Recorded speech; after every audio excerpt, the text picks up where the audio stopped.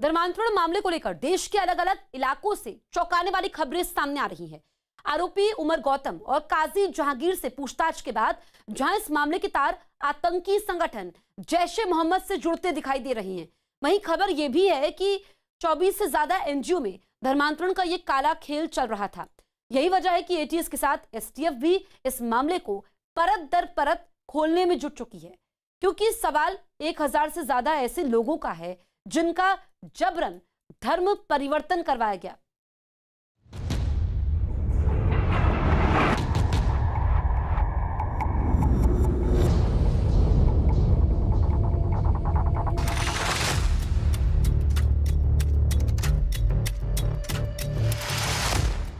कहां फैला धर्मांतरण का नेटवर्क।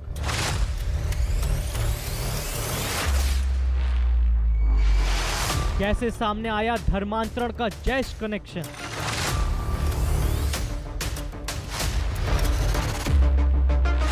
धर्मांतरण के बाजार का सबसे बड़ा गुनहगार। दिल्ली के जामिया नगर से निकली धर्मांतरण की कहानी अब जैसे जैसे आगे बढ़ रही है, वैसे वैसे इस कहानी में नए नए किरदार जुड़ते जा रहे हैं। धर्मांतरण के इस बेहद चौंकाने वाले मामले में जैश-ए-मोहम्मद का नाम सामने आने के बाद यूपी सरकार ने एटीएस के साथ एसटीएफ को भी लगा दिया है। ये टीम देश के 24 राज्यों में उमर गौतम के रैकेट की तलाश में जुटी है। सूत्रों के हवाले से इस बात का पता लगा है कि उमर गौतम के 200 से ज्यादा करीबियों की लिस्ट और धर्मांतरण करवाने के दस्तावेज भी एटीएस के हाथ लगे हैं।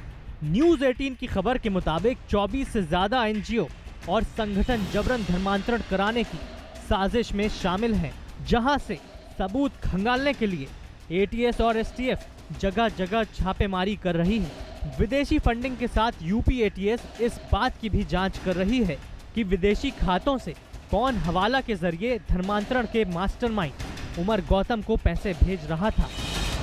ये तो स्पष्ट है कि धर्मांतरण तो हुआ है और उसमें फंडिंग भी जो है कंफर्म हो रही है। तो पहला तो बिंदु यह है कि ये फंड्स आ कहां से रहे थे। यूपी पुलिस को पता चला है कि धर्मांतरण का ये धंधा हिमाचल प्रदेश, हरियाणा, दिल्ली, उत्तर प्रदेश, राजस्थान, बिहार, झारखंड, छत्तीसगढ़, गुजरात, पश्चिम बंगाल, आंध्र प्रदेश, तेलंगाना, असम और केरल जैसे राज्यों में चलाया जा रहा है। इतना ही नहीं, इस नेटवर्क के तार सिर्फ भारत के राज्यों तक ही सीमित नहीं है, बल्कि गैर मुस्लिमों को जबरन इस्लाम कबूल करवाने का ये अमेरिका से लेकर खाड़ी देशों तक फैला हुआ है।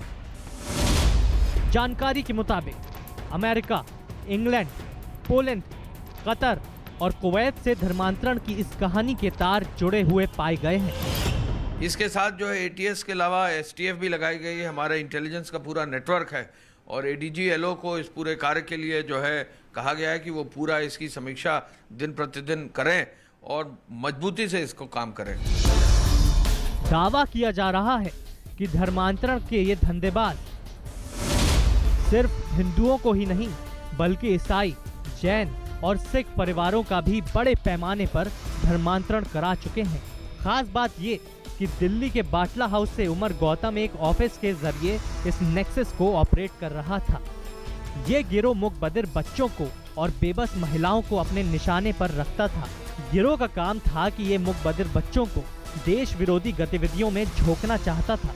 दावा किया जा रहा है कि अब तक इस गिरोह ने जितने भी लोगों का धर्मांतरण कराया है, उनमें से 55% इस गैंग की शिकार महिलाएं हैं।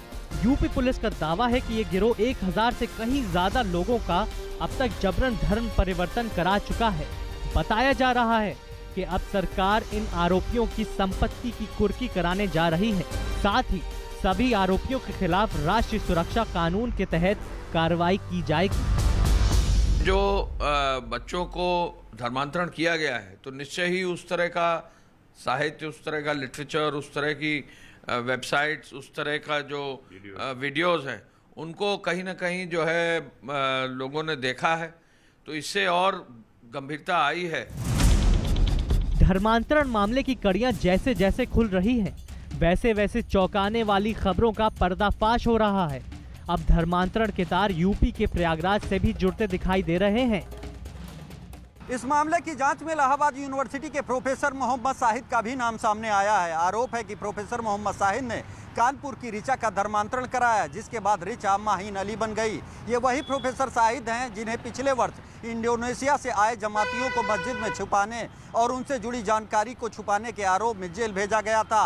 हालांकि इस वक्त प्रोफेसर शाहिद जमानत पर बाहर हैं। इसी बीच कानपुर से एक ऐसे परिवार की कहानी भी सामने आई है जो धर्मांतरण के इस गिरोह का शिकार हुआ है। बताया जा रहा है कि इस परिवार का बेटा आदित्य गुप्ता अब अब्दुल कादिर बन चुका है। परिवार का आरोप है कि इलाके के ही कुछ लोगों ने जबरन आदित्य गुप्ता का धर्म परिवर्तन करा दिया है। तो ये किसी का नाम नहीं लेता था, डरता था या किसी दबाव में था। इसने नाम लिया कि कोई मोहम्मद वाशिफ करके एक डेफ बच्चा था, जो कि लगभग 2012 के समय में कोई एक बच्चा डेफ बच्चा ही उसके पास ले गया था। हलीम मुस्लिम इंटर कॉलेज में इसको पहली बार मिलवाया था। वहाँ पर इसके दिमाग में कुछ इस्लामिक बीज बोया गया तो था। आपने गुमशुदगी की जब रिपोर्ट तब तक आपको कुछ जानकारी थी क्या? कोई भी जानकारी नहीं थी इसकी। अच्छा, आपको क्या लगता है कि मतलब क्या आदित्य का ब्रेन वॉश किया गया है? हाँ, ब्रेन वॉश किया गया है। धर्मांतरण के इस मामले में लगातार मॉनिटरिंग कर रही यूपी सरकार का साफ कहना है कि दोषियों के खिलाफ सख्त से सख्त कार्रवाई की जाएगी। साजिश है हमारे देश के खिलाफ, हमारे देश में एक माहौल ख़राब करने की, और ये साजिश उन लोगों के दौर में शुरू हुई थी जो लोग आज हाशिए पर पड़े हैं। इसमें कांग्रेस है, उत्तर प्रदेश में समाजवादी पार्टी की सरकार थी। फिलहाल इस मामले में जांच एजेंसियां उस टेरर नेटवर्क से जुड़े लोगों को तलाश रही है जो न सिर्फ धर्म के नाम पर लोगों को बरगला रहे थे, बल्कि मासूम और बेबस लोगों को आतंकी वारदातों में भी शामिल करने की कोशिशों को अंजाम दे रहे थे। यही वजह है कि एजेंसियों के लिए उमर गौतम और जहांगीर इस केस की ऐसी कड़ी है जिनके जरिए गिरोह की जड़ तक पहुंचा जा सकता है। जम्मू से बड़ी खबर न्यूज़ 18 के पवन शर्मा की खबर है कि बीती रात